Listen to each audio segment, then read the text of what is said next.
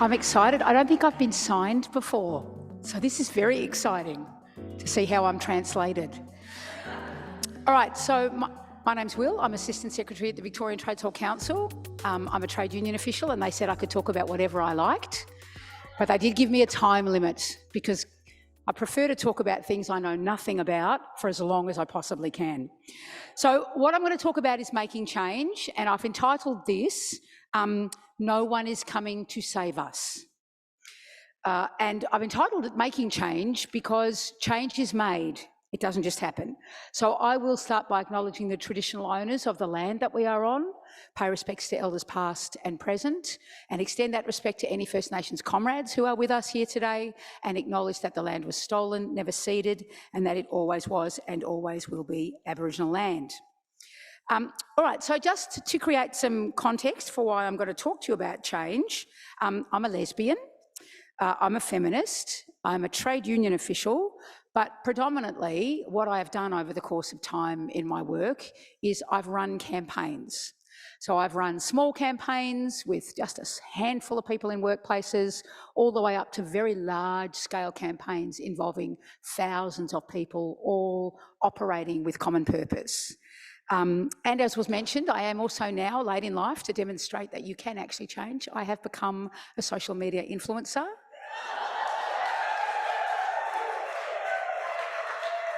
Who would have thought that a 58-year-old lesbian feminist trade unionist would become a social media influencer? But there you go. That has no relevance to what I'm saying, but I do like to mention it. Just because how awesome is that? All right, so I'm going to talk to you about theory of change, all right? So the way I think about it, there are two ways, yes, of making change, right? One way is to appeal to power. So that's the model that we go to, where we say, we go to those in power and we say, we think you should do these things because it's the right thing to do, because it reflects what you say your values are, because you'll make more money, right? So we talk about diversity as something that's going to make more money for a company. And that's about speaking the language of those in power to appeal to them, to get them to do something.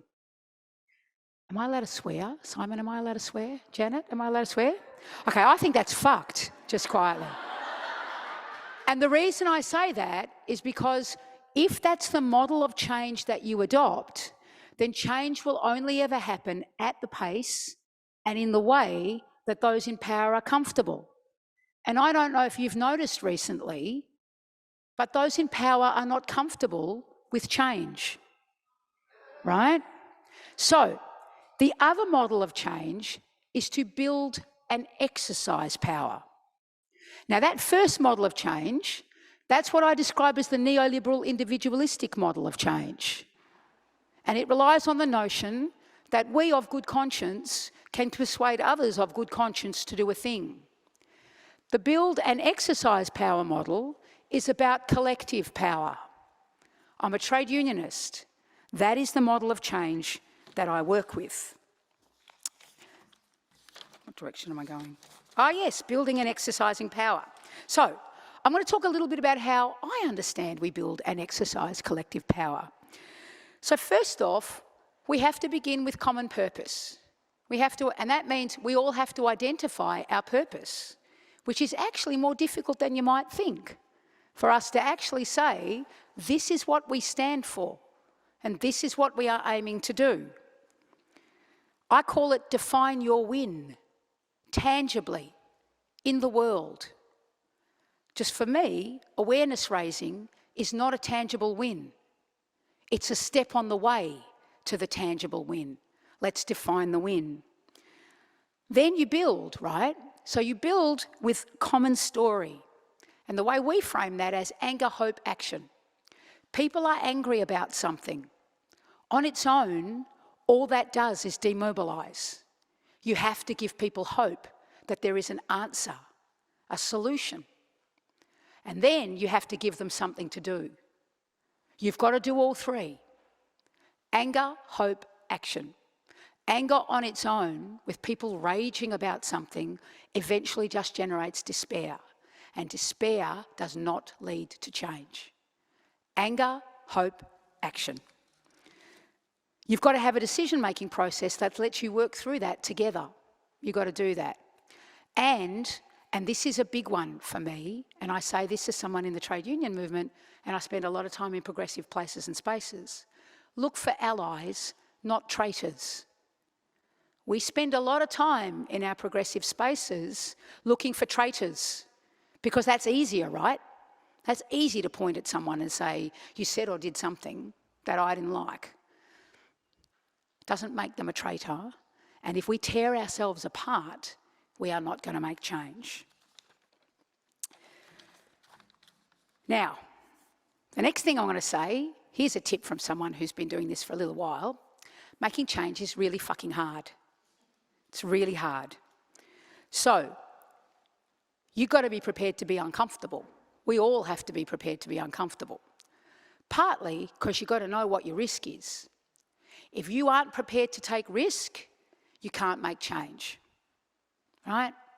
So for me, if I show up at a picket line that's been declared illegal and I stop a truck, then I can go to jail. But I believe in what I'm doing. That's my risk. I can't make change unless I'm prepared to take risk, financial or whatever else you do. If you don't want to take risk, then you're a servicing organisation, I think. You're not an advocacy organisation. To advocate and make change, you've got to be prepared to take risk. The other thing is, to make change, we have to go to the places and spaces where change needs to happen. And that means we are going to be uncomfortable. I'm a trade unionist. A person who holds a trade union card is my comrade. That means that they may be racist, they may be misogynist, they may be homophobic, transphobic, they may be all those things, but they are my comrade. And my responsibility is to go to the places and spaces where they are and build solidarity. To get the concept of solidarity to mean that we all stand together. If I'm not prepared to do that, then I can't make the change. So it means going to places and spaces that you're uncomfortable. Change is a marathon, not a sprint. So don't expect that change will happen fast. Now I'm going to say something a little bit controversial, because I'm a trade unionist and that's what we do. I'm going to say that one phrase that makes me uncomfortable is people should educate themselves. I will say, I came out as a lesbian in the, and it's a long time ago. And back then, we were biphobic as fuck, as lesbians. We did not embrace people who, our language was, they just don't know their own minds. Or they're just dabbling. They're just dabbling, right? And God forbid a woman might go from having been with a woman to being with a man. Oh my fucking God, right? I didn't educate myself about that to change. I hung out with people who were bi, and they took the time and trouble to educate me, right? Now, who here is a member of your trade union? Excellent, good proportion. Those of you who aren't, why have you not educated yourselves about what trade unions are and what we do? Why have you not joined? Do you not understand that we represent the most marginalised workers in the country? That we are out there every day with farm workers who are being raped, who are being injured, that we do that work? Why have you not educated yourselves about that? There's no answer to that question because you're busy. Because life is a whole lot of things, because things are important to you, because there's a lot going on, because you've got other things to spend your money on. You've got a whole lot going on. My responsibility as a trade union is to say to all of you, you should join your union today. That's my job, right? I educate you about those things. When I came out, we as lesbians and gay people, like all of us as queers, our children were taken away by the courts because we were unfit parents. We had to do the work of coming out and educating and informing. Change is not made by people educating themselves. We have to take some responsibility. Education is something that happens to you. right? Now, I understand that that's exhausting. It's fucking tiring as fuck, right? To have that conversation over and over again. So how do we build resilience? That is what collective is. That is why we are in collective. Because if I'm tired, somebody else will do that piece as well. And I draw strength from my comrades. So I guess I would say to you, that is why collective is so critically important. Your collective is your strength and resilience. And how else do we have resilience? This is the one I do. Close your eyes and imagine what the world would be when you win. Always. When it's hard, close your eyes and imagine what the world will be when you win. Because you will. We will. The arc of progress gets us there. If we do the work, we will get to wherever it is that we want to go. If we build collective and if we stay focused on that outcome, and if we always remember that we can and will win. Thank you.